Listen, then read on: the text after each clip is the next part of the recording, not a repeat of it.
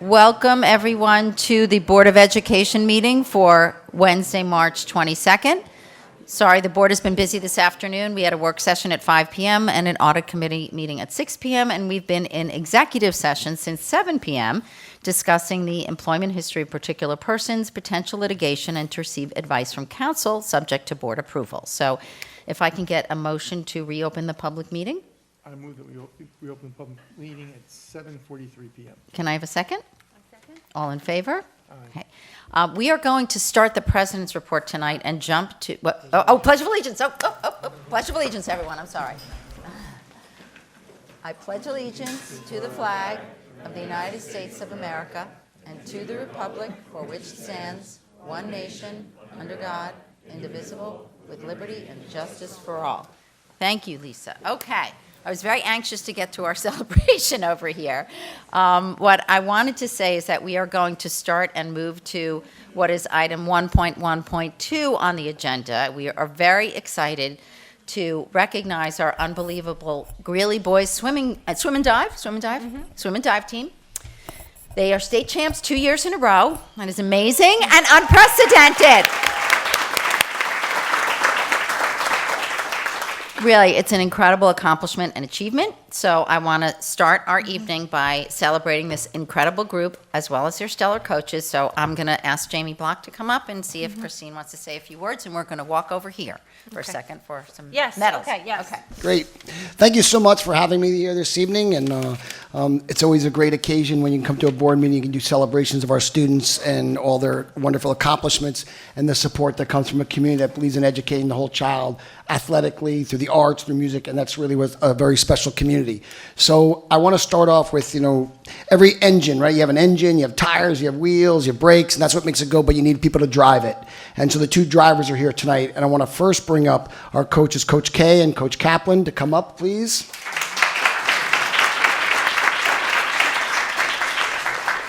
And yesterday was a very exciting day because we had what's called the Breakfast of Champions. So it was a really special time to be here. And Coach K, she works in another district. She couldn't be here for that. But these are two very extraordinary individuals who kind of drive the ship. They lead it, and they're the ones who challenge our student athletes every day to be the best they can, not just in the pool, but outside the pool and everything they do. And I also wanted to recognize Meg. She was named by the National Swim Coaches Association as the Outstanding Service Award winner. She was just down in Tennessee this past week nationally, so that's something to really be proud of. And I've known Meg for so many years. My first year with Jeannie, and they're kind of the dynamic duo, from going down to Birchwood with the girls early in the year and blowing up beach balls and special things and the unique things. They really have a lot of fun in the activity, so I appreciate everything they've done. Now on to this swim team, and I'll let Meg say a few things. I think swimming has a tremendous tradition here in Chappaqua, and I think each year they kind of just keep lifting the bar up higher. And the younger ones, maybe those freshmen or younger students, they see these individuals, these 10 athletes that represented us at the state meet, and they want to be like them, and they understand that it's not just what goes into the pool, but what comes outside the pool, and all the way you carry yourself as an ambassador of the community. And we're very impressed with that. So these individuals dominated the swim season through the league meets, the conference meet, and then at the sectionals. I said yesterday there was a team, Clarkstown South, a tremendous swimming team with an unbelievable facility that we went to, and they wanted to win in their home pool, and we kind of denied them that, and I think they were really looking forward to it. But it's a sign of a great coaching staff and great athletes when you peak at the right time. And they took the sectionals and they went to the state meet, and I think first of all, to send 10 individuals to a state meet is extraordinary. But then to go there and every single one of them to medal and to be peaking at the right time is really something very special. So I'm going to call those individuals up, and they're going to go up and see Dr. Yes, they're going to come up and see Dr. Ackerman. That's right. So our first swimmer is Hudson Chung.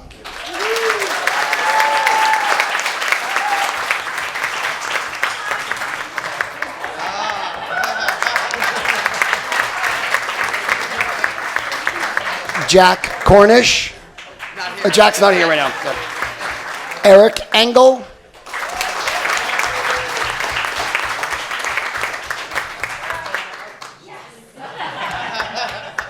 Oliver Engel.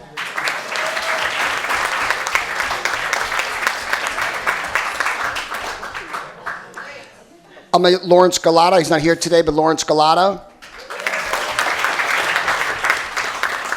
Jamie Lynch.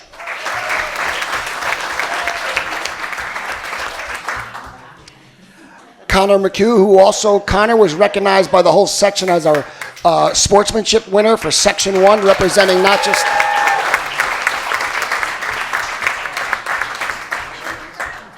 Jack Moran.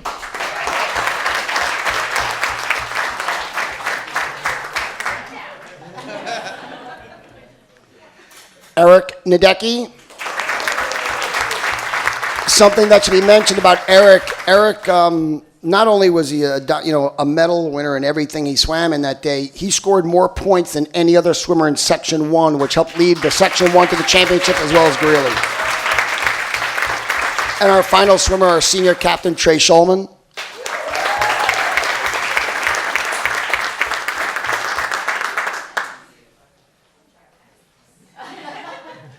So the state championships end with the 400 freestyle relay. And last year, the Horace Greeley won that event, and so it ended. And I don't remember the quote that was quoted in the paper saying, "What a way to end the entire championships with Section 1 and Horace Greeley dominating it." So the 4x relay won the state championships. They set a school record, a sectional record, and a NISFA record. And on that team, it was in order: Hudson Chung, Oliver Engel, Eric Nadecki, and Connor McHugh. And those swimmers each got their plaque with their record on it, and this one is for Coach K. I do want to say thank you to the Booster Club, who they had sponsored our Breakfast of Champions yesterday, and they gave out coupons for all the state championship shirts for all the swimmers on the entire team. And I'm going to give the mic over to Coach K, Coach Kaplan. We're both Coach K's, can talk. Move off, you don't talk. So, thank you so much. Thank you for the recognition. It's the hard work that these boys put in, the hours and hours and hours and miles and miles and miles in the pool. Whenever you sniff chlorine as you're walking down the hall, it's a swimmer going by. That's how they start their day. That's how they end their day. And in between with all of the classes and the academics, they're still an exceptionally amazing squad. Out of my senior class of the boys, 5 out of the 6 boys are NISCA academic All-Americans, which means they carry a grade point average of 3.8 or higher over their 4 years. The 400 freestyle relay is an automatic All-American. That's something, you don't have to worry about whether or not you are part of the top 100. You are the top 100. So it's been so very exciting. For my seniors, Jack and Trey and Jamie and Hudson, it's been an amazing ride. It was so fabulous to have you as part of, this fabulous 10 that we brought to states. You will be missed. Your leadership has been tremendous throughout the course of this year. You've been through adversity, diversity, and you have risen to the top and been champions through it all. We thank you for everything that you've done. For my junior class, you once again will have unfinished business, a giant target on your back, not only from the rest of Section 1, but also from New York State, because they're all knowing who and where Horace Greeley is, and they're looking out for you. Congratulations on a fabulous year.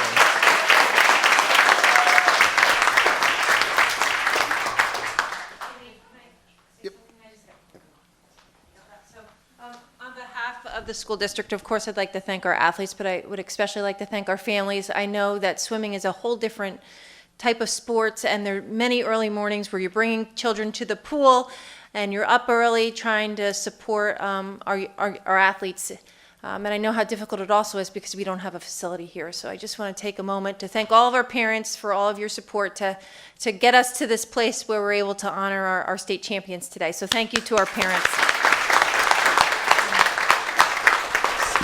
So at this time, I'd like to, if it's okay, I'd like the board to come up and take a photo with our state champions. We also have the screen out there, so after we're done here, parents can go out, take a picture in front of the New York State Athletic Association screen. And then I'd like Dr. Seppi to come up with Mr. Block and the coaches, if you can get in there and take a picture. Yeah, come on up.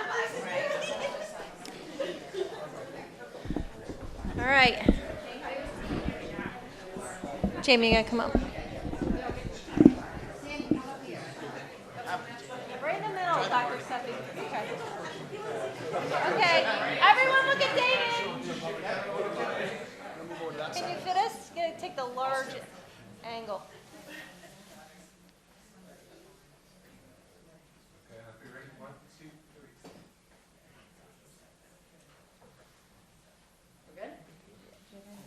Okay, all right, thank you so much.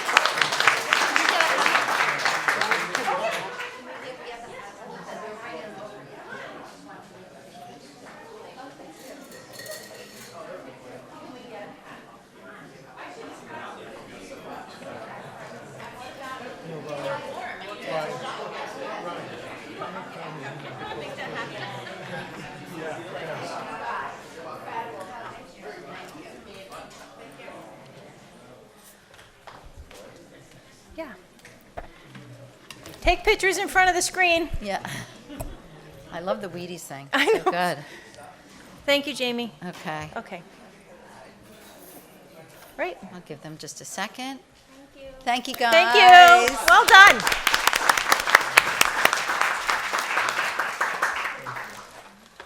Well, that is tough to follow. That is some pretty serious athletic business. I'm very proud of that team. Incredible. Okay, we are now moving on to week 3 of our annual budget roadshow, I guess. Tonight we are having our final 2 presentations. The first being our non-instructional budget presentation, which will detail our fund balance and tax rates and contingency budget and a lot of other factors that go into our annual budget calculation. And all of those will be explained by Andrew Lennon, our Assistant Superintendent for Business, and we will also have our facilities budget presentation by the one and only Joe Gramando, our wonderful Director of Facilities. Since we were together last week and really you've been seeing a lot of us, there's not much to state tonight. I just want to say a couple of quick things. First off, I know that tonight is the first night of Ramadan, which is one of the most sacred and holy months on the Islamic calendar. So on behalf of the board, I just wanted to say Ramadan Mubarak to our Muslim families that will be partaking in fasting and prayers and reflection in observance of Ramadan. I also wanted to mention something related to our school board and library board elections, which will take place on May 16th. And that is to say that if anyone is unsure of their voter registration status and wants to make sure they are registered to vote in the school budget and board elections or any local, state, national election in the future in general, it would be very helpful to contact our wonderful district clerk, Lisa Elsner, in the district office. You can contact her by phone. It's listed on the website. You can visit in person. She will confirm your voter registration status.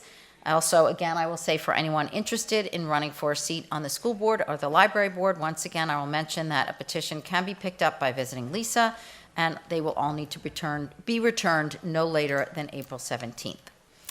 And that is pretty much it for the president's report tonight. I think we can move ahead to the superintendent's report in our presentations. I need the clicker.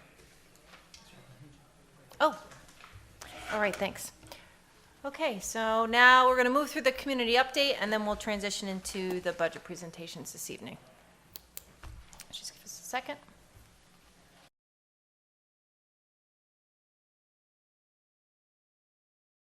All right, so on the agenda tonight, there are 2 contracts. One is with Chapco Children's Workshop, and the other contract is with Healthy Kids. So both have entered into agreements with the district pending the board's approval to support childcare in our community next year. So CCW is slated to offer childcare at Grafflin Elementary School, and Healthy Kids will offer childcare at West Orchard and Roaring Brook. Our first step is for the board to approve the terms and conditions of the contract, and then I'll work with both organizations to help support distribution of information to the community on how to sign up and how to, what the rates are and how to register with this program, while also keeping in mind the regulations at which we can and cannot advertise for certain organizations to provide services to the community. So this is really the first step in this process. And then the second step in the process will be the organizations reaching out to families to support registration. Both have worked with Jamie and I to craft these contracts with the understanding that they will be able to provide childcare for all families that indicate they need it for the next school year in all 3 buildings. Sure. Parents are wondering, will the rates be equivalent? That's something that I need to speak with them both about because they have the discretion to set their own rates, but I understand that it would be problematic if if Grafflin had different rates than West Orchard and Roaring Brook. Thank you. Any other questions? Okay, and so the next thing on the agenda I wanted to talk about is a notice that will be in the paper. You can move the slide, please. Advertising a public hearing. And so at our next meeting, the board will be presented with a resolution to grant a partial tax exemption for our volunteer ambulance and firefighters that that reside in the district and who support our community. We've had this in place in the past. The difference between what we've been doing previously and now is that the minimum of service to be able to access this partial exemption was 5 years, but that's been adjusted to 2 years at the board's discretion by New York State. And so in order to move on this resolution, we have to notice in the paper that there'll be a hearing, which the community has the right to provide comments prior to the board acting on a resolution as to whether or not they want to move forward with this adjustment from 5 years down to 2. So I'm just sharing out with the community tonight that this will take place at our meeting next week, and they may see this in the paper.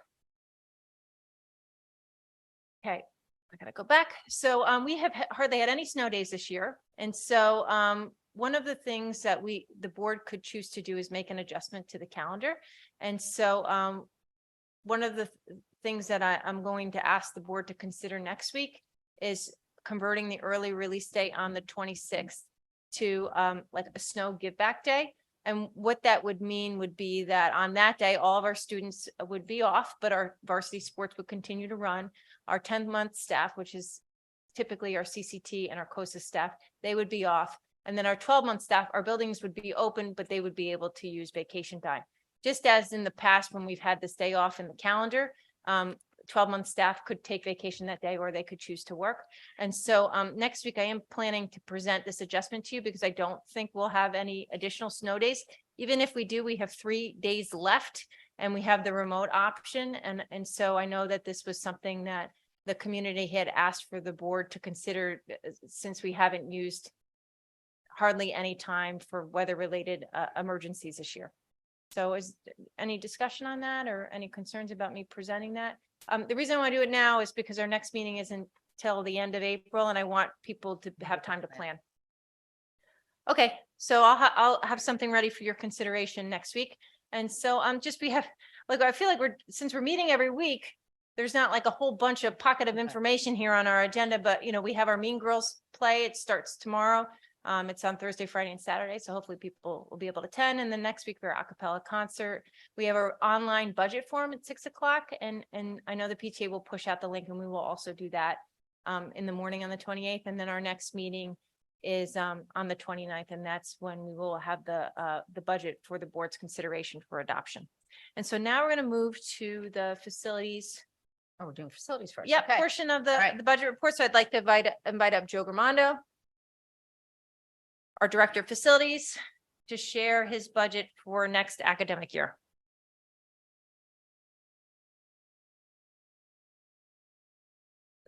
I think it's just on. Okay, all right. Good evening. Thank you for letting me present my 23-24 budget proposal this evening. Okay, forward. Okay, I got it. I went old school tonight. I wrote all my notes on paper. Right. Okay, Right. so I'll start off with some general information. There's more than 900,000 square feet of building space that we're maintaining every day. The school buildings are open 15 hours a day, 5 days a week, various times on the weekend. Our custodians are cleaning an average of 30,000 square feet per night per cleaner. And our maintenance department is maintaining 150,000 square feet per worker. We have 675 pieces of HVAC equipment that we're maintaining through a preventive maintenance program that we do. We do a lot of work in-house here with our crew. Okay, so my proposed budget coming up here is I'm proposing a 10.4% budget increase. And this is due to inflation. And I'll get into each one as I flip through. So, that's okay. So in the building and grounds section of my budget, I'm proposing a $357,000 increase. All these items that you see are related to inflation, except the bottom number. You see BOCES. That's actually because we have to do AED inspections. So that's what the addition there is. And if you notice the items that are being increased, they're all fuel, gas, utilities, and supply related. So they're all items that are, we have very little control over, how much they're going up. Joe, Yes. we need more than that for the rest of the. We do, because the really switched over maybe 2 years now from oil to gas. So we use more gas than we use oil. And we get a state rate on the gas, and we get a state rate on the oil as well.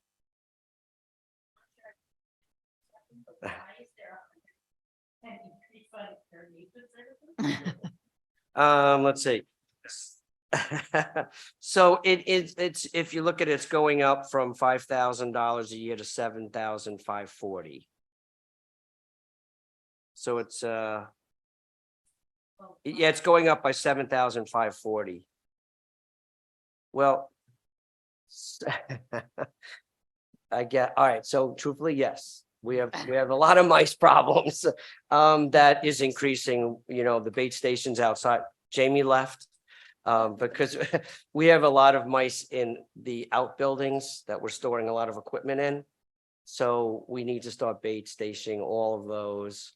On another note, we are eating a lot more all over the facility now. It's not just in one place. So it's really driving our integrated pest management program. So we're finding a lot more rodents and bugs. Building another storage facility, we maybe have an eye. Everything.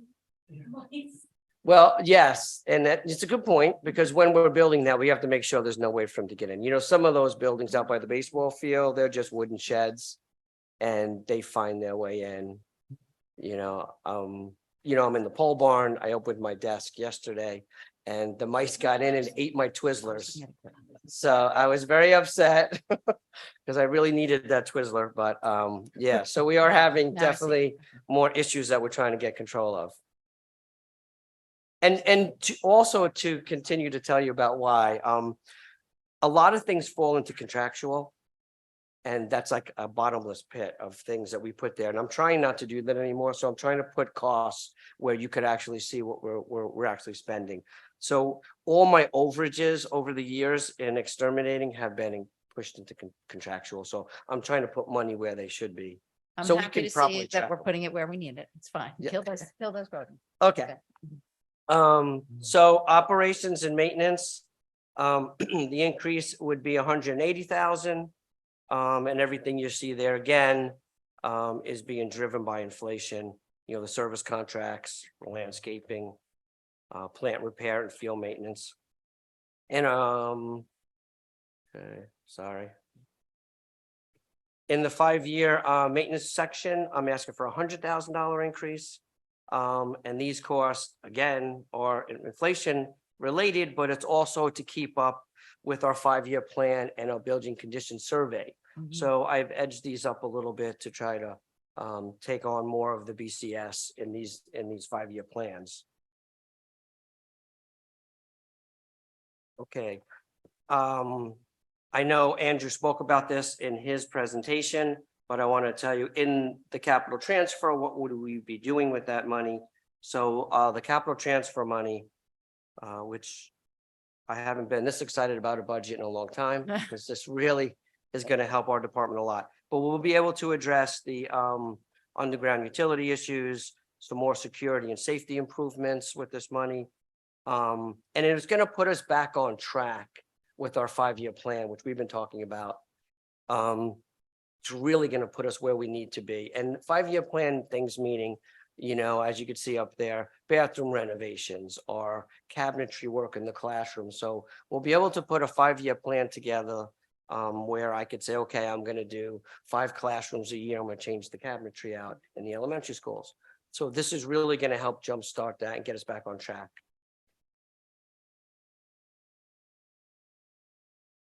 Okay, our bond. So this is just a quick update on this.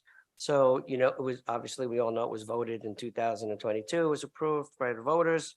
February 13th, our plans went up to SCD for our district-wide locks and our district-wide IT project. And we are hoping this will happen this summer. It's just pending SCD approval, but we're feeling very good about them starting this summer. On March 8th, our architect, engineer, and construction managers, the board awarded contracts. So they're on board and we are meeting once a week. March 15th, the board approved our the roof and the asbestos removal of the sections of roof on the West Orchard, which very exciting that we will get this roof fully done this summer. Yeah. So I thank you for that. And we've already had meetings and that work, it will start the day after school is out. October 31st is our target date to have the balance of the plans submitted to SCD for approval. And that is all I have. And if there's any questions. Anyone? Comments, questions? I'll just ask one, just for those, Joe, you talked about the 5-year plan and getting back on track. For those listening who maybe don't know, back on track from what? Could you just explain a little bit about like how COVID and other things have, you know, made it challenging and that we're trying to get back to something more stable? Sure. Well, COVID was a problem, but even the way inflation has gone with COVID and then inflation over the last 2 years, with our fuel bills going up, I have to pull money out of, I have to pay for that. If I'm over, I just have to pay for it, right? So I pull it out of projects. So our 5-year plan projects over the last couple of years have been a lot less than we were normally doing because we had to move money to address those overages. And then we were coming off a bond, and that bond did a bunch of infrastructure. So we needed to really start fresh with a new 5-year plan.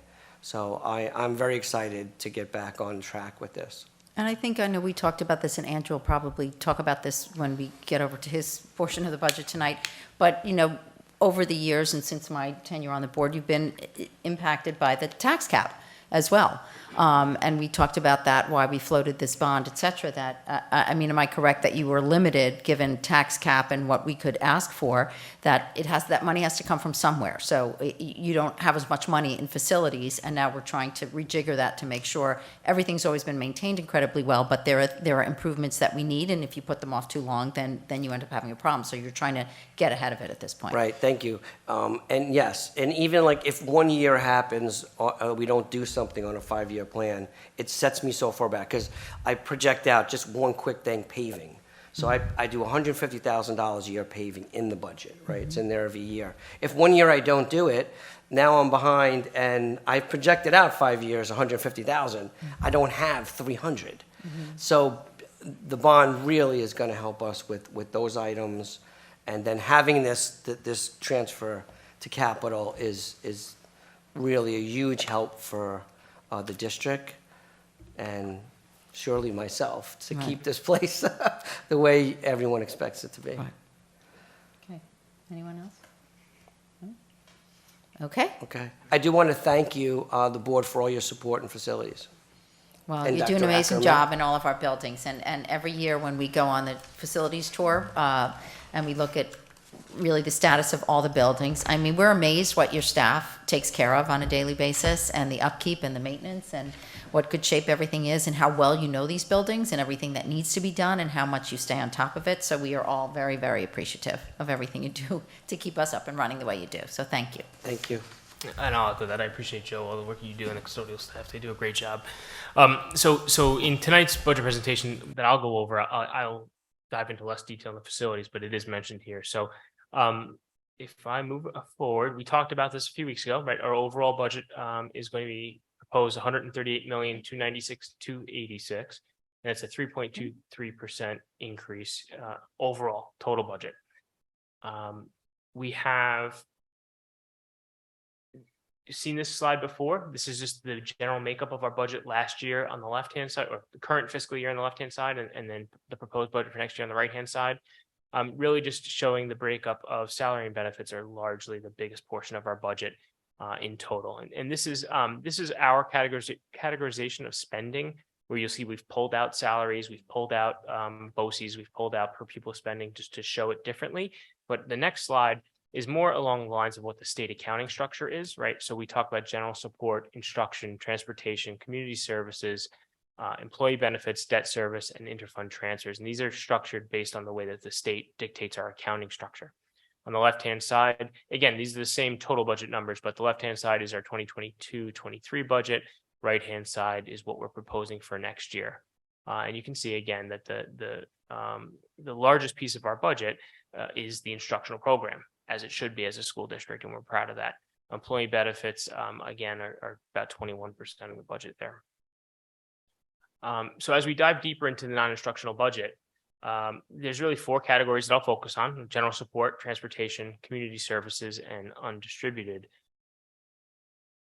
In general support, overall, the increase is about 5.4% year over year. For the vast majority of these codes, the increases are contractual payroll and salary codes that are going up. There are some small increases for contractual expenditures with vendors and supplies, but that's the vast majority of what's rising in the general support section of this budget. You see Joe's operations and maintenance line there is going up 682,000.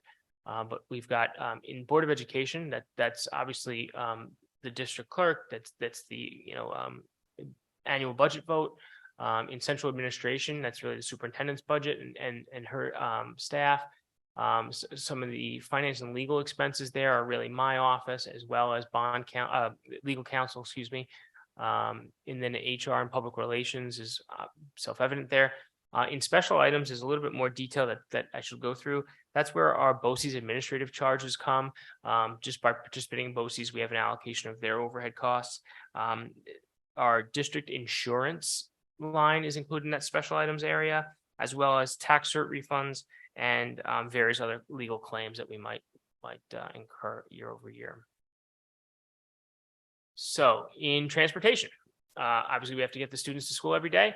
You'll see that transportation I've broken out into district expenses and our contract vendor expenses. District expenses, the decrease there is really about the allocation of expenses for the business office staff. We've made some transitions with staff moving around from the district office this year. We've added a part-time purchasing agent, as you all know. So going back to the previous slide where you saw an increase in the finance and legal line, that was really about FTE moving from the transportation line up to the business office where it's more appropriate right now. Our contract transportation is to cover the 29 big buses, the 34 vans, and the 20 monitors that we employ every day to take students to and from our schools, as well as the private, parochial, and special education placements that our students go to district-wide. So the overall increase there is 3.6% for transportation in total. What does transportation cover? So every student in the district gets a transportation opportunity in our school district. K-8, the student has to walk no more than 0.5 or half a mile from their home to the bus stop. 9th through 12th grade, it's no more than a mile from their home to the bus stop that they would use to get to school. And we've got some other contractual items here about our agreement with Chapco Transportation. There's no charges for emergency, dismissals or arrivals. There's no charge for in-district runs between 9 and 2 with our vans. And there's no special transportation costs for students that are injured during that 9 to 2 p.m. Schedule there. Community services, this is a small allocation of some of the business office staff salary for their work relating to registration and maintaining the roster of properties that actually should be attending our schools and the management of that. So it's just an allocation of staff from the business office. And then employee benefits. This is a large portion of the budget, as I mentioned earlier. In previous presentations to the board, I shared some of the contribution rates that we have for our pension systems. ERS is the employees retirement system. That is the pension system for the clerical and custodial staff within the district. And that section of the budget is based on the state average rate of about 13.1% of their pensionable salaries. TRS this year is going down versus what the current year is. So that is based on 9.76% TRS rate that will incur the expense this year, but we'll actually pay that bill in the fall of next year. If I go down to our consortium, workers' comp consortium, we belong to a group of school districts that self-insure for workers' compensation. This is the allocation that comes to us from the actuaries for that plan, kind of spelling out all of the experience for the last 30 years or so of unemployment claim of workers' comp claims, excuse me, and that allocation to us is going up about $30,000 this year. And then health insurance is another big driver, of course, in the budget, and that our premium rate contributions are going up about 5.5% year over year. I think I shared with the board the last time I talked about that increase. You know, we did do a comparative analysis as part of the health consortium, and we did look at other plans of similar employers, right? Orange Ulster BOCES, Duchess BOCES, Swiss Chip, and Nice Chip, which are all plans that school districts in the general area would participate in. Our plan continues to be a very good benefit plan, as well as a cost-effective plan as compared to those plans. So it is, although it is a large line of our budget, we should be happy to know that we're offering very strong benefits at a reasonable cost for those benefits in the region. So, go ahead. Yeah. Go ahead. Hill. So 10% increase or nearly 11% increase. Is that, I feel like that's high. Yeah, like that. It is high. There is an actuarial calculation that looks at all workers' comp claims for the consortium as a whole, and then it allocates that out based on I believe it's a running average of the district experience for all the districts that participate in it. And what that actuary does, they look at what the anticipated cost going forward will be for each district for those claims that are on the books already, and that number comes from the actuary when they look at that. Every district within the consortium has the same increase? No, it would be based on each district's experience. So how many workers' comp cases you've had, what those claim costs were for the plan. And they take it's not a 1 year view, it's a multi-year view of that, and the actuaries make that calculation. Yeah, so regarding the health insurance, is that about what we think where we're headed, you know, earlier in the year, telling us about the increase in? Yeah, so the plan, finance committee and then the governing board earlier this calendar year did vote to approve the final rates at 5.5%, right? The plan has been looking at a three-pronged approach to health plan management. The first being premium rate increases, right? The amounts that we pay as the employer. The other is plan design changes, right? So talking about changes in copays and deductibles and whatnot. And then the third piece that the plan is looking at is other cost savings initiatives. And one of the things that the governing board at the same time voted on and approved was a change in how injected medications that covered members might have to go to a doctor's office to receive, how those will be billed going forward and how those will be supplied to the doctor's office. And the analysis that was done likely will generate the equivalent of about a 1.5% rate increase, right? So savings in the plan, because what we are going to use is our mail order medication vendor will be mailing that medication to the doctor's office. It'll be billed through our pharmacy plan, whereas today those medications are billed by the doctor at essentially whatever the doctor wants to charge for them. So we're going to have a significant number of covered members who have those types of drugs, and the savings for implementing this new plan will be significant. So again, that it's achieving between premium rate increases and that two of the three prongs of kind of cost management approach that we're trying to do as a consortium as a whole. Okay, so similar question regarding the consortium that we're in. Have any component school districts dropped out of that? None recently that I'm aware of. One dropped out a couple of years ago. There may have been, yeah, before I was here, there might have. Right. And that didn't work out so well, as I remember, Yeah, I don't know the details. I don't know. because of finances. So it seems that this is the most effective, cost-effective way to do it, as well as providing good benefit for our employees. That would be my interpretation as well. Yeah. So looking competitively at the other plans that are out there for school districts in the region, you know, I think we have a very good benefit structure, better than those other plans that I was mentioning earlier.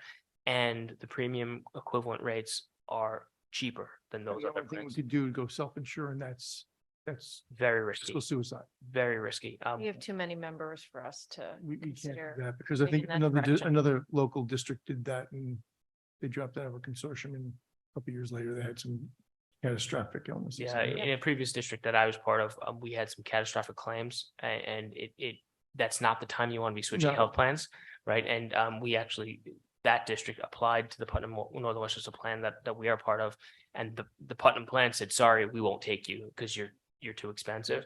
So, you know, I think, you know, thankfully we're not in that situation. We're in a good place with this current Good. plan. I just want to make sure, because this is a big budget line item. It absolutely is, yes. Thank you.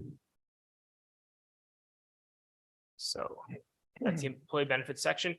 We talked a little bit about debt service, both in Joe's slides as well as in the presentation I gave a few weeks ago, but this is some more detail here. You can see again where our bond and principal and interest costs are falling by about 1.67 million. That is something we talked about in the bond conversations, right? And to offset that dip in the budget and the tax levy, we are filling that temporarily with the transfer to capital line of 1.65 million to do some more of those projects that we weren't able to accomplish through the bond project because we just didn't think we were able to add them. So when the new debt begins to flow, which we believe will be the following school year, we'll see an adjustment in this line, and we will want to maintain that transfer capital line to some degree because there are ongoing needs that Joe referenced earlier. But this is a one-time adjustment that will help us kind of manage the tax levy and not cause erratic fluctuations in our tax levy and our tax rates to the taxpayers. So a quick overview of how we're paying for the whole budget, right? So I shared this slide last time. The real property taxes are clearly the largest portion of our budget funding source. That's going up 2.1%. That's in line with the tax cap. We're right at the tax levy cap limit.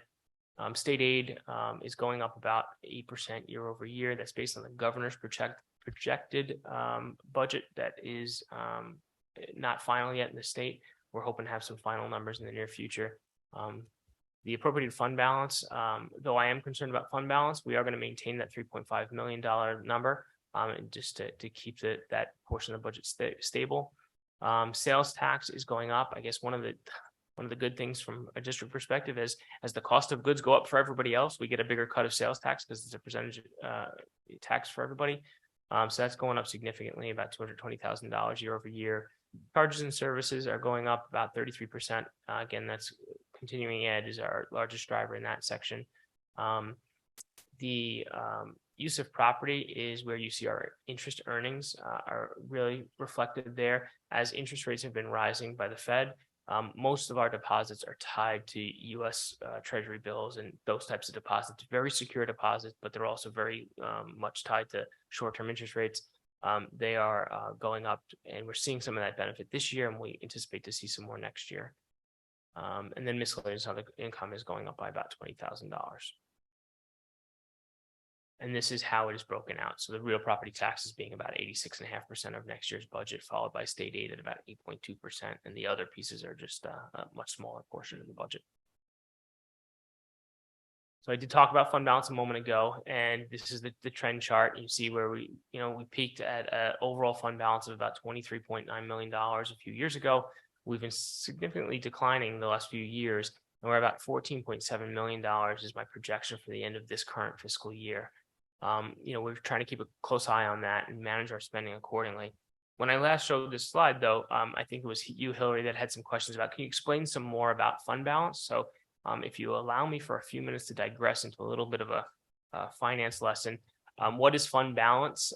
Essentially what fund balance is since the inception of this school district, it is the cumulative amount of either excess revenues or budgetary savings that we've had year over year over year. So that's essentially what it is. And it fluctuates year over year based on the actual revenue earned or the expenses incurred. So you have your beginning fund balance plus your revenues minus your expenses equals the new ending fund balance. That fund balance really does provide security and stability for the district, as well as liquidity in how we pay our bills. As you all know, we get our tax income in September and January, right? Really, they don't start paying in our coffers until about October and February. So fund balance helps us do cash flow management and make sure that we can pay all of our bills throughout the summer, and then also, towards the end of the calendar year when the first payments are done. The fund balance is broken up by accounting guidelines, right? And there's two major categories, reserved and then unrestricted. And those two categories are further broken down into 5 subcategories. Non-spendable, which is really, for a school district, it's not really an inventory item. The prepaid expenses would be the one thing that we would have. We don't have any of that in the current fiscal projections. In terms of restricted fund balance, that's where our reserves are. And we'll talk more about reserves in a moment. But those are set by legal permissions that are given to the district by state to put money aside based on board authorization, future expenditures. Committed fund balance is a category that's established by the accounting, guidance boards, but we don't use it in New York State based on some controller's guidance. Assigned fund balance is really made up of 2 subcategories. It's our encumbrances outstanding at the end of the year, as well as the amount of money we've set aside to balance the following budget. And I'll talk about that again in a second. And then unassigned, basically after everything else is accounted for, what's left over, that's the unassigned fund balance. And that unassigned fund balance is limited to 4% of our following year's budget. We want to try to maintain that 4% as much as we can, because that is where we will be best able to be flexible in using fund balance if we need to for revenue shortfalls or expense increases. This slide is really just a mapping of the right-hand side is a screenshot of our financial statements. So anyone who goes on our website and pulls down our financial statements, you will see the numbers that I'm pointing to and how they're broken up with our reserves, our assigned fund balance, and our unassigned fund balance, and those numbers are referenced there. So what are the reserves that we have? I've listed here all the reserves that the district has established locally. They are permissible through general municipal law, educational law, or state finance law. And tax certiorari reserve is one of our biggest ones, as is employee accrued benefit liability reserve, which is for sick and vacation time. If employees are able to accrue that over their career, we're able to use that reserve to pay out for those expenses when they decide to leave the district, so there's not a budgetary burden on the district at that time. And then retirement contributions. This was a long time only available for the ERS, the custodial clerical staff retirement pension payments. But recent legislation has allowed districts to put money aside for the teachers' retirement system. We've established that sub-reserve, but we have not funded it actually in this district. So that's just a little bit of extra information that you have there. Most of the other reserves you see here are much smaller in nature, and we won't go into those details right now. In terms of assigned fund balance, I mentioned there's 2 types. Appropriated fund balance is what's used to basically bridge the gap between available revenues and expenses in the following year's budget. And so as the board has seen this evening, we're proposing $3.5 million for next year's budget. So at the end of the current fiscal year, we would put that $3.5 million of fund balance into the assigned fund balance category as we close our books this year.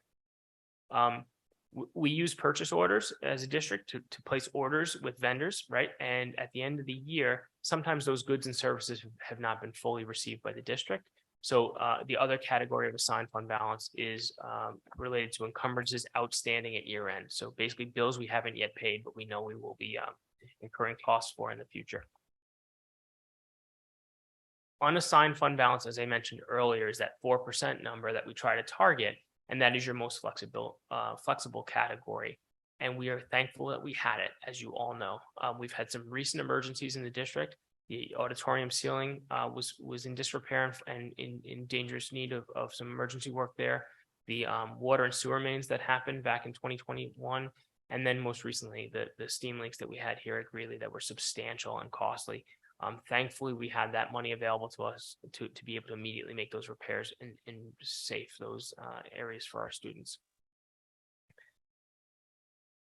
So that's going to wrap up with my projection of where we are with fund balance. You'll see actual 2021 on the left-hand side, actual 2022 in the middle, and then on the right-hand side, our current projections. I'm just going to point out one number that somebody might ask about before they do. I'm showing 0 in the encumbrances line for the current year projection. That's not going to be a 0, but I'm using those purchase orders outstanding in an expense projection elsewhere in my financial projection. So when those we get to the end of the fiscal year, if we have not paid those bills yet, we would put that value in for encumbrances outstanding. It'll have no impact on any of the other categories. So those other categories are our current projection for all of our reserve funds and our fund balance.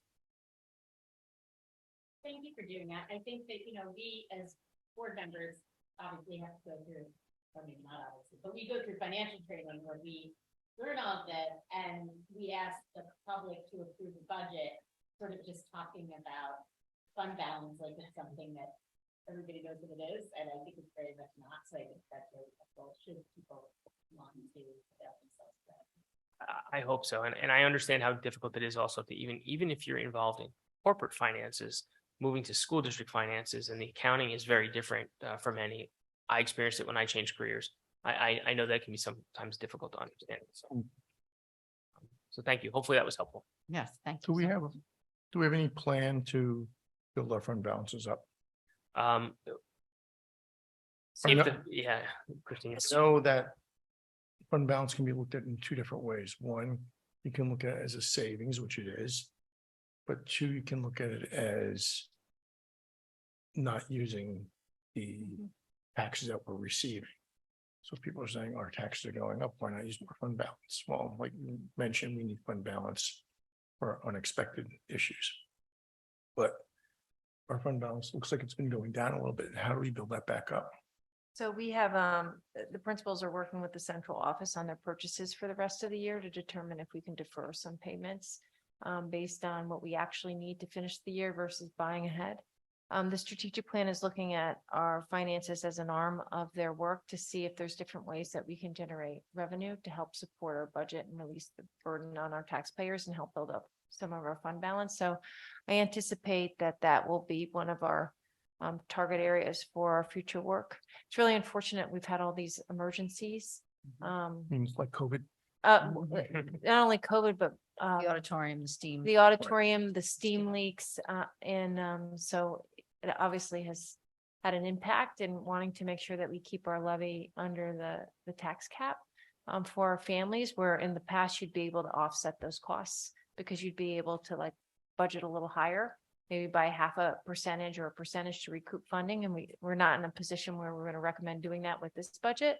But I do anticipate that we'll have a team working on ways to generate more revenue to help the overall budget and supporting our needs moving forward as a result of our strategic planning process. Okay, thank you. So any other questions on fund balance? Okay, so let's talk a little bit about where we are with the tax cap again. There's some slides that you've seen before, but I'll go over them again. This is my simplified view of the tax cap, some of the key data inputs, and then the outcome of that. So while CPI is above 2%, unfortunately, the tax cap, that factor of the calculation is capped at 2%. So we know that number. The tax-based growth factor, which is the state issued figure that is supposed to represent the new construction and growth of our properties in the school district, is listed there at 0.7%, right? Not a huge number. And then our capital exclusions this year is going to be 5.9 million. That number, although you might remember that I had the debt service decline and the capital transfer increase. This number is declining year over year because we're getting more building aid, right? So as we've closed out the final projects for the last bond and some of the emergency repairs that we got some building aid on, there's going to be a larger building aid component in our budget, which then reduces this number in the capital exclusion for the tax cap levy. So that's why you'll see a difference there. It results then in a tax levy limit of 119,574,460, or a levy growth of 2,467,174 and 2.11%. We are using that cap number as our assumed levy number for the budget, and we're building the rest of our budget around that. And this is the detailed view. There's no way you can see it on the screen, I'm sure, but it'll be in the slides that'll be online. On the left-hand side, we start with our current year budget. Our current year levy. We apply the tax base growth factor. We remove last year's exclusions. We then apply the 2% for the tax cap CPI factor. We then adjust again, add back in those capital exclusions that I mentioned earlier, 5.9 million, and we result in the levy limit of 119 million and change that I mentioned. So anyone can see that. This is also what was filed with the state on March 1st, which is the deadline for us to file our preliminary tax cap figures with the state. If that were to change between now and the final budget adoption, we would have to make an update to that. The levy is what this board controls. What the outcome of that levy certainly is the taxes that are paid by our taxpayers. So we've got two towns in the school district that raise taxes for us, Newcastle being the larger portion and then Mount Pleasant being the other. We take our tax levy, which is the budget minus the revenue minus the fund balance is the tax levy. And we split that based on the assessed valuations that the town have at their levels, adjusted by an equalization rate to bring that to what's known as the full value of the taxable parcels in both towns. And that results in about 91% of the levy being allocated to Newcastle and 9% or so being allocated to Mount Pleasant. The resulting tax rates are listed there, and it ends up being about a 2.08% increase estimated for Newcastle, and actually a decline in Mount Pleasant of about 4.49%. The driver for that decline is that equalization rate that I noted above. We had a unique situation last school year where the equalization worked out in such a way that Mount Pleasant taxpayers were getting a much larger increase. Well, you're seeing now that those state issued numbers are rebalancing it back the other way now this year. So while our budget is going up 3.23% and our tax levy 2.11%, the tax rates are fluctuating a little bit because of the assessed values, but also those equalization rates. So the obligatory contingency budget conversation, right? So in New York State, if the voters choose to reject the budget, we then have some options. One of the options is called a contingency budget. Since the advent of the tax cap, if we go to a contingency budget, it means that our tax levy can not go up year over year. It has to be 0% increase in the tax levy. Certainly that means whatever increase we're asking for in the levy would have to come as reductions in our budget. There's also restrictions that get placed on what we can spend our money on and how much of that budget can be allocated to administrative expenses versus our program and capital expenses. So we'd have to look strategically at how those reductions are made. And the detail on that is included in the budget notice, which will be issued once the final budget is adopted. The path to that situation, obviously on May 16th, we want to vote that passes. If it does, this adopted budget moves forward and we move forward with our planning for next school year. If it's not approved, however, the board has some options. The board could immediately go to a contingency budget, right? Or the board can propose a new budget, and that new budget could be the same, less, or more than what was proposed the first time. If that budget passes, then you have a budget. If it does not pass, then you are forced. You have to go to a contingency budget if that June vote were to fail. We hope we never get there. If we were to go with a contingency budget, the 2.467 million that is included in the budget right now as an increase from the levy would have to result in some reductions. And I hate to be blunt, but I will be blunt. We've talked at length about how much salary and benefits are part of our budget, right? There's no question that there would be impact to staff if we went down that path. We could also use more fund balance, but we just talked about that situation. We probably wouldn't be able to go that way. So with that, I think I'm done. Any questions from the board? Okay, thank you for that thorough review. I know we've seen a lot of that data before. I know it's a lot of numbers for the community, but as you said, it's online, and we appreciate the thoroughness that you take going through it every year. Does anybody have any questions or comments? I have a question, but not for you, Andrew. Okay. I'd like to call Joe Gramundo back to the hot seat. No. Sorry. No. This is not a budget question, that's why I didn't ask it before. But I'm not sure if you saw this. Apparently, the Chappaqua Library in their latest agenda had a line item said treatment of expected potential major costs. And two of those were for facade RFP and facade RFP construction, design and construction. Are they trying to change? I mean, I understand that they're responsible for maintenance.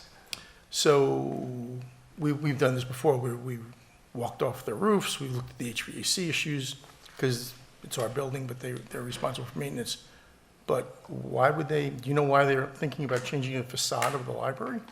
No, this is the first time Yeah, I'm not putting it on the spot, I'm just didn't, because I Yeah. hadn't heard it. I figured maybe. you know, you this were- is the first time I'm even hearing it. Yeah. Okay, so Me as well. if you want, Jane, I'll call the president of the library board tomorrow and find out what they're doing. Because I think that would have to go through us, it's our building, right? Well, any major repairs like should go to state aid to be approved. They would have to go to state, but also would have to come to our board because we own that building. If they're gonna make a change to the facade, I have to look into a little bit more because there's parts that they're responsible for based on our agreement with them, like the roof. So I don't I have to understand what adjustments to I have to understand what they're trying Work to do. is. So let me get more information. I can report back you to you wanna do next that? You want me meeting. to make a call tomorrow? It's I up to you. I'll- I'll give a report back next week. I'll call the president of the Okay. library board. All I right. just don't know if you had heard about it, Joe, because You know, it's the first time. I would think, new roofs, new HVAC, that's through them, but to Yeah. change the facade of the building seems, We can I get don't some know. more information, and since you're Yep. on facilities, that makes sense to Yeah. maybe I'll look call. into it. Thanks, Joe, didn't, Sure. Okay. Any more questions for Joe? More questions for Andrew?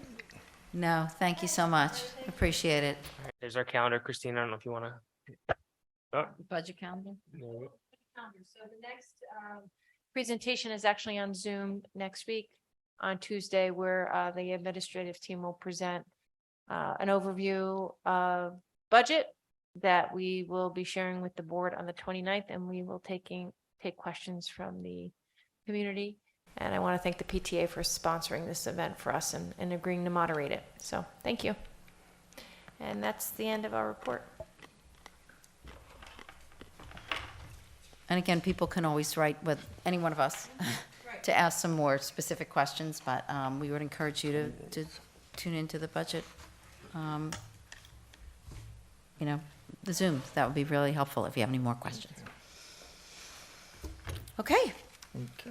that moves us on to committee reports. Do we have any committee meetings from this past week?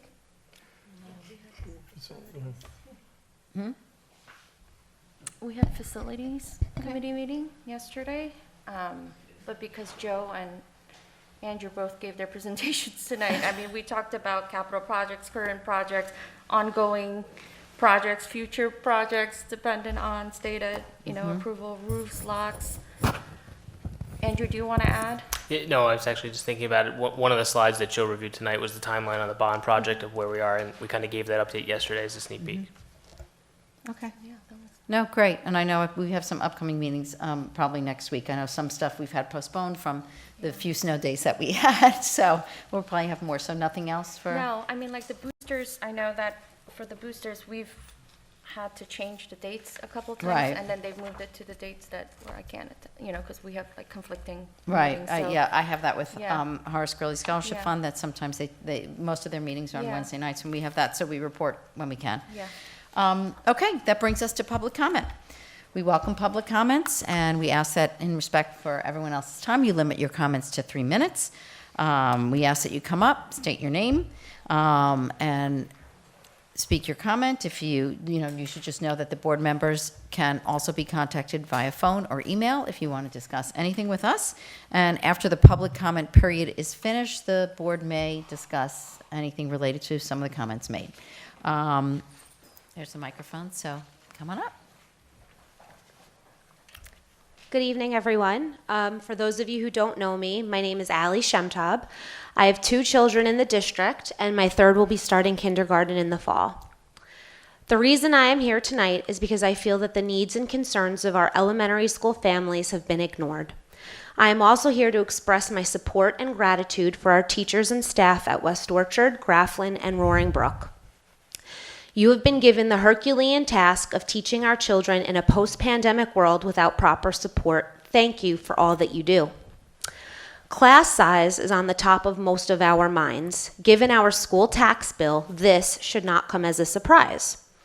My son's class currently has 26 children in it and 1 exceptional teacher, but I truly do not know how she manages this many children day in and day out. The Board of Ed has claimed you plan on addressing this problem next year, but I've heard over 20 teachers are not being asked back, at least 10 at the elementary level, so forgive me for having my doubts. I bring up class size in relation to the math curriculum.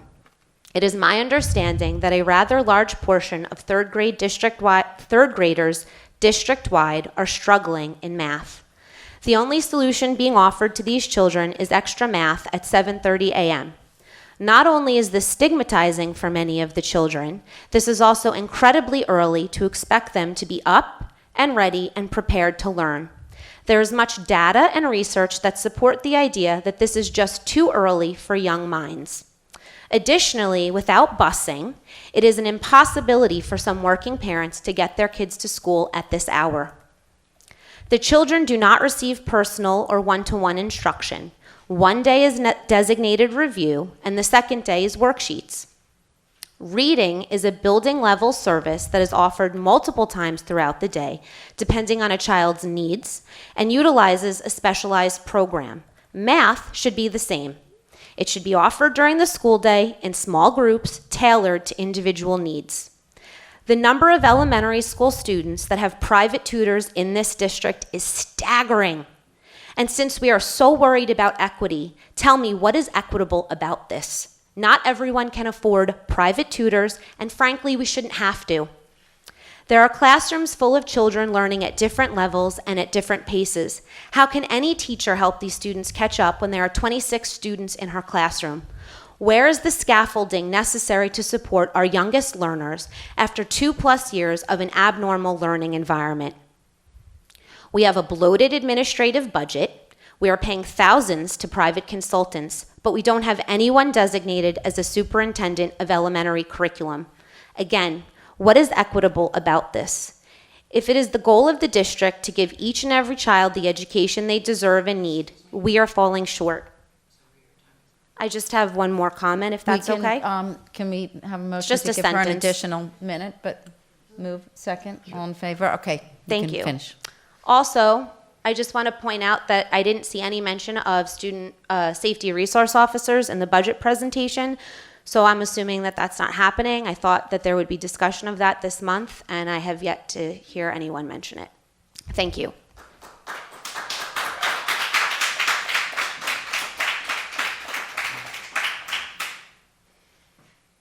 Anyone else? Good evening. My name is Steve Kotler. I've heard a lot here about the taxpayer's additional burden, aggravating the burden. I've heard nothing about alleviating any of the tax burden. I've heard nothing about the Button Hook property.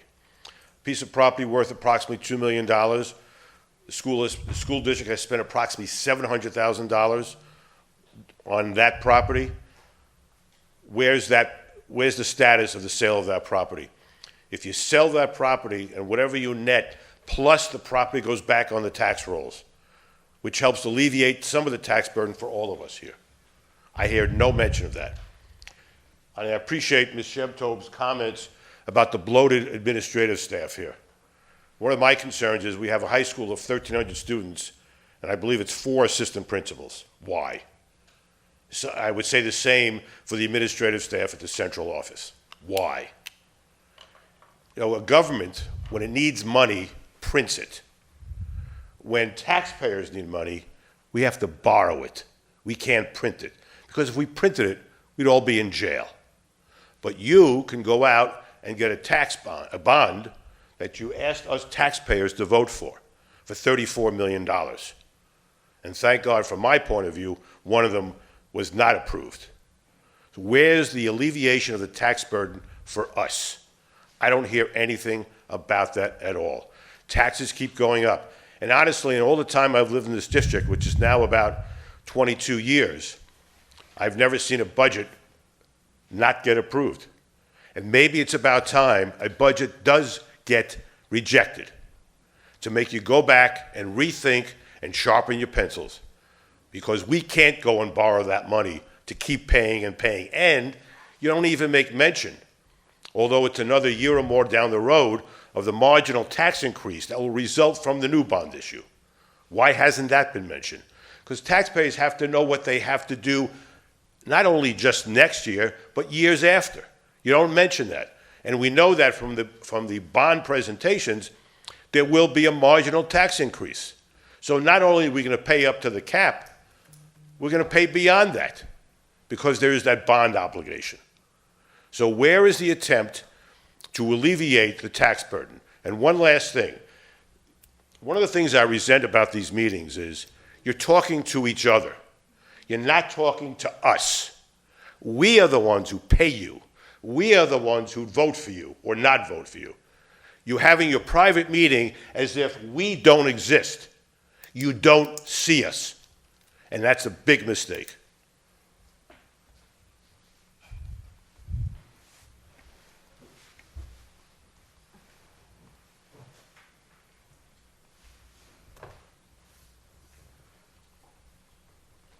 Hi, my name is Jen Salon, and I have a kindergartner and a 4th grader at West Orchard. My husband and I both grew up in Chapqa, and we're very happy to be back home raising our 2 boys here. Along with the majority of parents with elementary-aged children in attendance tonight, I am extremely concerned about the large class sizes in the elementary schools. Thank you for beginning to address this and giving this issue attention for next year. As my 4th grader is gearing up for middle school, I was shocked to learn that middle schools here do not have dedicated social studies teachers in grade 6. It is imperative that the budget, first and foremost, supports our children's education. Social studies in grade 6 shouldn't be taught by a teacher who isn't certified to teach social studies. I understand and support the 5th grade model that helps students adjust to middle school with 2 teacher teams. But by 6th grade, it's vital that students are learning social studies from certified teachers, not a computer program as they are now. Can we look into allocating dedicated middle school social studies teachers before bringing foreign language teachers into the elementary schools? Lastly, I'm here to support our teachers and cannot stress enough how valuable it will be to our district if we can increase teacher retainment. The teacher cuts and revolving door makes it incredibly difficult to institute educational initiatives or change.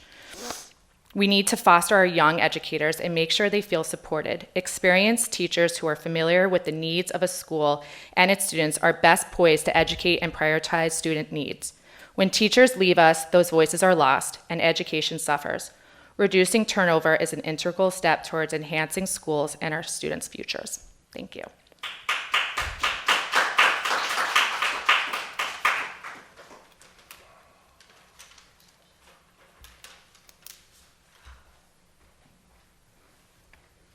Hi everyone, my name is Jacqueline Moranis. I'm the mother of 3 children, including 2 children at Grafflin Elementary School. I echo Allie and Jen's comments. From my perspective, there's really 2 primary concerns that I have. The first is, how is the district supporting our teachers and our elementary school children after a period of such significant COVID learning loss. I spoke 2 weeks ago about the math AIS issue, which Ali so eloquently spoke about earlier. We do not have a designated specialist in the school district during school hours to support our elementary school math students who need extra help. After COVID, trust me, they need it. They need the extra help. These kids are all getting tutors. Parents are spending thousands and thousands of dollars on tutors. We need this in the schools. I know this was addressed by Dr. Ackerman after I spoke 2 weeks ago. I appreciate it. Parents would like more specificity on how this will be addressed next year. I'm also incredibly disappointed that there's been no mention about an SRO at the middle school and elementary school level. This is a hugely important piece of the puzzle. Security, forget academics. That's the most important thing that we're here to do, keep our kids safe. I listened to the audit, I listened to the recommendations. They spoke about the benefits of a roaming SRO at the middle school level. This is crucial. Why hasn't this been addressed? Why isn't it something that we're considering? It's important. Please address it. Thank you.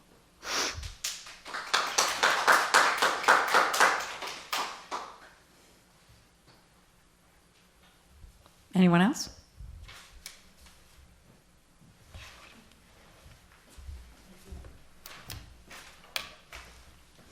Sure.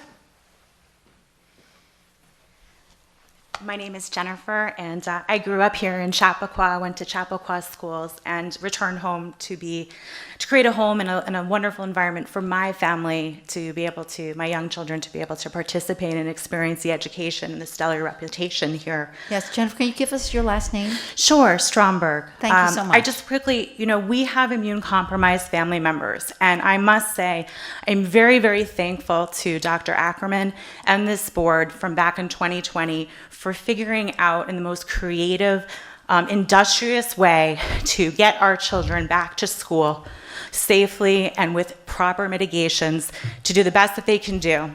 Our family is still experiencing the challenges of COVID, as many others silently are, but we're here and we're part of the community and we appreciate you, and we hope you'll continue to think about health and safety moving forward, whatever crises come our way, and mitigations we can take for the safety of our children in school, not just physical health, but personal and physical health looking forward. I echo everything that my elementary school parents have shared. I am just aghast at the fact that the union, our teachers union, have negotiated with you a cap of class sizes at 28 kids in this district. The expectation is this is a private school education in a public school district. How could you possibly service kids with a cap of 28? Our class sizes are at 26 right now across the board in the elementary school. And you rolled up your sleeves in 2020. You dug deep, everybody held hands and took a dive. And I really commend you for that. It was tremendous. And I say now, the next couple of weeks, roll up your sleeves again. Dive in with the community, listen to the people, the young children in 2020 in kindergarten who were home, have these gaps in learning. And you really, really need to address in a community like Chappaqua how important it is to build that strategic foundation and scaffold these kids. I really implore you to roll up your sleeves the next few weeks. Don't ignore this. Don't pass the buck. In the fall, I really think it's important that we address this before school academic intervention for math. It's really unconscionable. It's not equitable. It's not inclusive. It's stigmatizing to make these poor kids wake up at 7 in the morning having to go to school to learn their most feared and scared subject, math. How are you setting them up for the future and the rigor of Greeley in order to be able to go out and get the jobs of the future in STEM and STEAM and math when their feelings around math are stigmatized that early in the morning? It affects the family life, it affects their structure. There is no reason that AAS math should be before school. It should be integrated and equally as important as reading is. That's what you have in reading. It's shameful, really. So I know, just please, one more minute. That's fine. We have to pass a motion. I'll make a motion to give her an additional minute. All in agreement? Okay, you may continue and finish. Thank you. I really, really implore you, the next few weeks, roll up your sleeves again like you have done countless times, and especially like you did in 2020. That was heroic. That was innovative. We can do better. Please, I implore you, work with the teachers union to reduce this cap size of classes, work with the building level administration to figure out how to integrate academic intervention services and math to be built in within the context of the school day. There's no reason that we can't do this together like we've done before. Work, and you know, at the end of the day, parents in this community, especially in certain districts, certain elementary schools, these are working families. There's not unlimited money rolls. We have teachers, we have firefighters, we have cops, we have so many different kinds of people in our community now that we can't afford to subsidize. We can't afford to subsidize our math and our math for our children. It's just not right. And I really hope you, next 2 weeks, don't lose this opportunity because the vote's coming to the community. Thank you. You know Thank what? you. Thank you. Okay.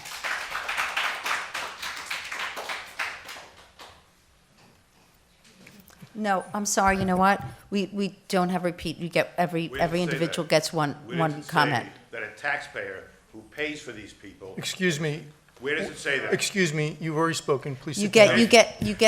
Is it written that the protocol is? Excuse you me. only have one It is that everyone gets 3 minutes. And I So didn't get my 3 minutes because I wasn't stopped so rudely like Please- everyone please else sit does down. to get permission to speak for another minute. sir, Please, that That's is outrageous. that is in our board That's policy. outrageous.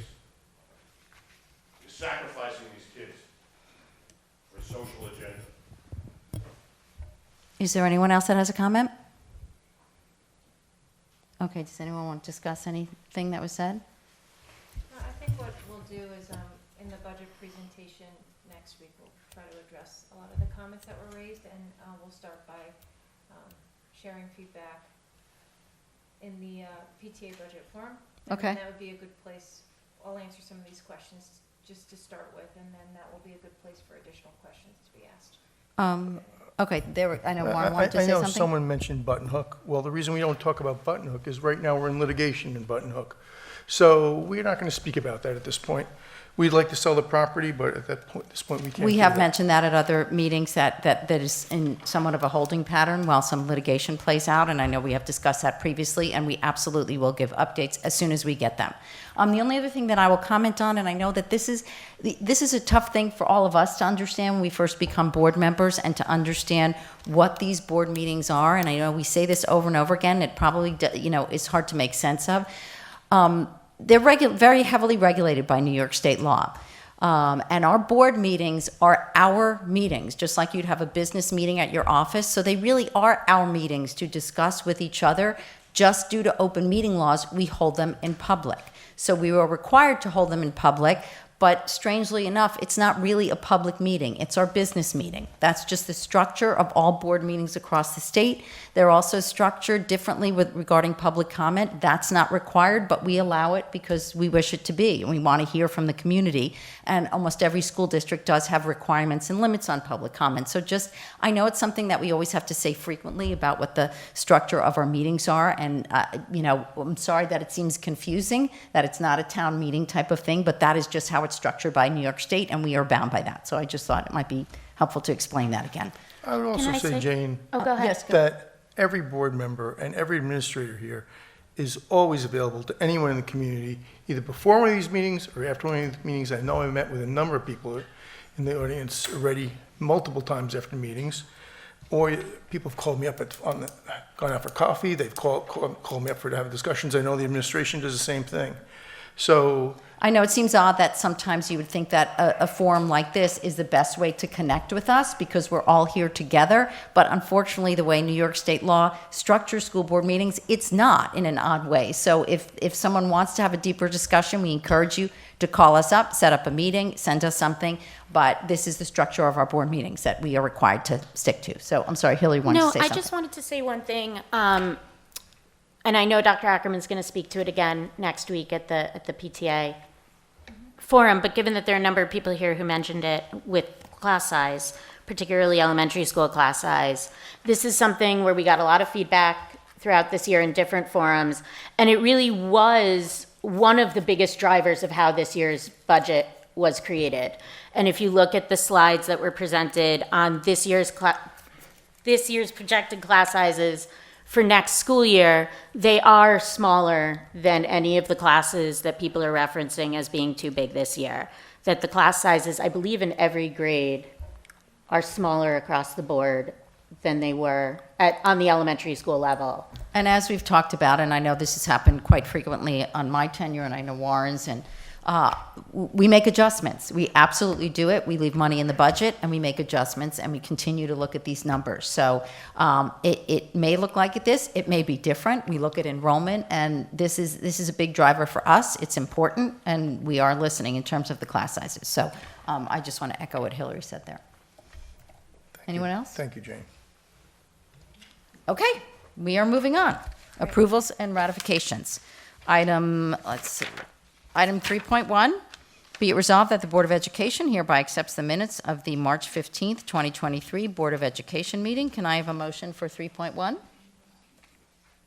Ryan, second. Hillary, any questions, comments? All in favor? Recommend 4.1 instructional as presented. I move that we accept the superintendent's recommendation for item 4.1. I will second. Any questions, comments? All in favor? Aye. Recommend 4.2 non-instructional as presented. I move that we accept the superintendent's recommendation for item 4.2. I'll second that one as well. Any questions or comments? All in favor? Aye. That brings us to item 5, our consent agenda. We use our consent agenda to make more effective use of our time by adopting in a single motion a number of relatively routine matters. Any board member who wishes to pull anything out of our consent agenda is certainly welcome to do so. Does anyone wish to take anything out this evening? Nope. We have a small consent agenda tonight. It's items, I believe, 5.1 to 5.7. They are CSE summaries, required notice of public hearing for our upcoming board elections and budget vote, and some contracts for before and after child care, and some memorandums of agreement with the Chappaqua Teachers Union. So that's a summary of what's in our consent agenda tonight. So can I have a motion to approve items 5.1 through 5.7 on the consent agenda? I'll do 5.1 through 5.7. Can I have a second? Any questions or comments? All in favor? Aye. All right, item 6, be it resolved that the Board of Education acknowledges the following contracts which were previously approved by the superintendent pursuant to Board Policy 6085.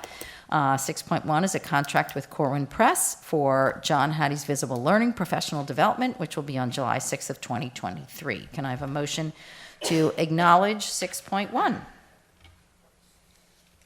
right, second? Kaylee, any questions, comments? All in favor? Aye. Nothing under facilities, financials. So items 8.1 through 8.3, be it resolved that the Board of Education acknowledges the receipt of the Treasurer's Report for February of 2023, the Appropriation Status Report for February of 2023, and also receipt of the Revenue Status Report for February of 2023. May I have a motion to approve items 8.1 through 8.3? I'll move them. Do I have a second? Okay. Any questions or comments? All in favor? Aye. Notice of future meetings. Next Wednesday, March 29th at 7:30 p.m., we will have our budget adoption meeting. We will be moving back to Horace Greeley High School auditorium for that meeting. And then after that, our meeting is Tuesday, the 25th is our next meeting at 9 a.m. That's our annual BOCES budget vote and election. All the component districts have to do that, and that will be in the Ed Center boardroom. Can I have a motion to adjourn tonight's meeting? I'd probably need my glasses at 9:11 p.m. I move.